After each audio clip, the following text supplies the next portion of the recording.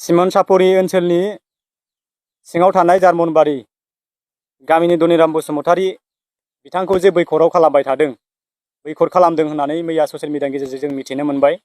दा बे खोब दुखुनांथाव जादों। दा आंनि साननाय बायदिबा बेबादि बैखर खालामलायनो गोनां गैयामोन, बैखर खालामलायनो नाङामोन। न'खरा जेखौ सिबिनो गोसो बेखौनो सिबिनो बिथांखौ होनांगौमोन।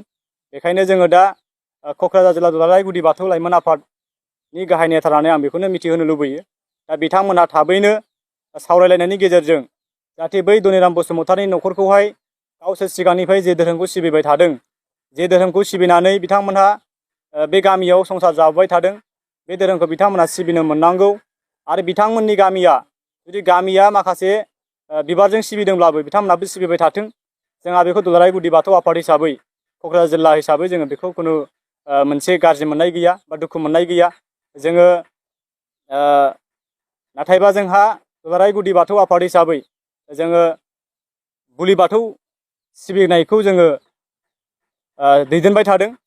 जोङो बुलि बाथौआ बबे समाव मा अलखदाव गोग्लैयो नैबेखौ जोङो दुलाराय गुदि बाथौ आफादा जोङो नायसनबाय थादों। थिग बेबादिनो मैया ससियेल मिडियानि गेजेरजों नुबाय दुलाराय गुदि बाथौ आफादनि दैदेनबाय थानाय बुलि बाथौ सिबियारि न'खर धनिराम बसुमतारीखौ जे बैखर खालामदों।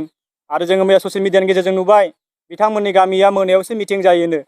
मोनायाव मिटिं जानानै बिथांमोनहा न'खरखौहाय दावराव दावसि खालामबाय थानाय मोनसे परिबेसाव लाबोयो।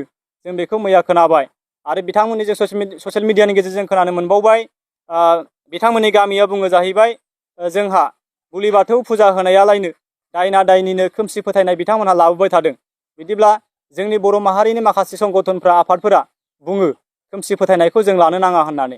नाथाय बिथांमोनहा दिनै बिबार सिबियारि जानानै, बिबार बाथौ सिबियारि जानानै बिथांमोना जोंनि बुलि बाथौ फुजा होब्लानो जे दायना जायो, बुलि बाथौ सिबिब्लानो जे जोंहा खोमसि फोथायनाय मोनसे खोथाखौ सावरायजाबाय थायो। बे खोब दुखुनांथाव जादों। जों बेखौ दुखु मोननाय फोरमायगोन। आरो थाबैनो बिथांमोनहा जार्मनबारि गामिया मिटिं खालामलायनायनि गेजेरजों, सावरायलायनायनि गेजेरजों जाय धनिराम बिथांनि न'खर, बे न'खरा जाहाथे मोनसे सेफटियाव फैनांगौ। आरो बिथांमोनहा बेबायदि बैखर थानायनिफ्राय, बैखर दोननायनिफ्राय बे गामियाव उथायनानै लानांगौ। नङाब्ला जोंहाबो आफाद हिसाबै जोंबो साननो गोनां जागोन। माबा मोनसे जों राहाथ' खालामथारनांगोन। जोंनि बुलि बाथौ सिबियारि धनिराम बसुमतारीनि न'खरखौ जोङो मोनसे रैखा खालामथारनांगोन। आरो जोंहाबो दुलाराय गुदि बाथौ आफादा बुलि बाथौ सिबिनायखौहाय जों माब्रैबा गेरेमसा खालामनो हायो, मुलुगाव माब्रैबा लाखिबाय थानो हायो, जों दुलाराय गुदि बाथौ आफादा बेखौसो खामानि मावो। बेखायनो जोङो बुंदों जे जोंहाबो बुलि बाथौखौ मैखोमै लाखिनांगौनि थाखाय, बा बुलि बाथौखौ जोङो गेरेमसा संसाराव बा बुहुमाव जोङो लाखिनांगौनि थाखाय जों खामानि मावबाय थानायखौ बिथांमोननो जों धेमाजि जिल्ला सिमोनसापुरि ओनसोलाव जार्मनबारि गामियाव जोंनि बुलि बाथौ सिबियारिफ्रा न'खरसेल' जानो हागौ। न'खरसेल' जानायनि जाहोनाव बिथांमोननि गामिया बिथांखौ बैखर खालामबाय, बुलि बाथौ सिबियारिखौहाय गाग्लोबनो नाजाबाय, दायना फाथिनो नाजाबाय, खोमसि फोथायनायाव लांनो नाजाबाय।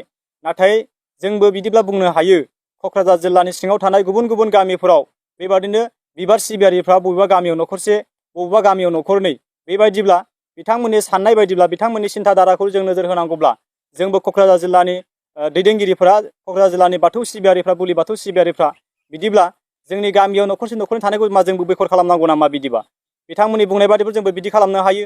नाथाय जों बेबादि जानायखौ लुबैया। जोङो दुलाराय गुदि बाथौ आफादा बेबादि सोरबा बिबार बाथौ सिबियारि न'खरसेल'खौ दुम-दाखाल खालामनानै, बैखर खालामनानै नाख्रेबनानै दोननो जों लुबैया। बयहाबो सिबिनानै जानो गोसो दङ, सिबिनानै जानो मोननांगौ। आरो सोरबा गामि दरसेयाव बिबारा सिबिनानै दङब्लाबो, बिबार धोरोम लानानै दङब्लाबो, बिबार बाथौ लानानै दङब्लाबो बिथांमोनहाबो बिबार बाथौखौनो सिबिनानै थांनानै थानांगोन।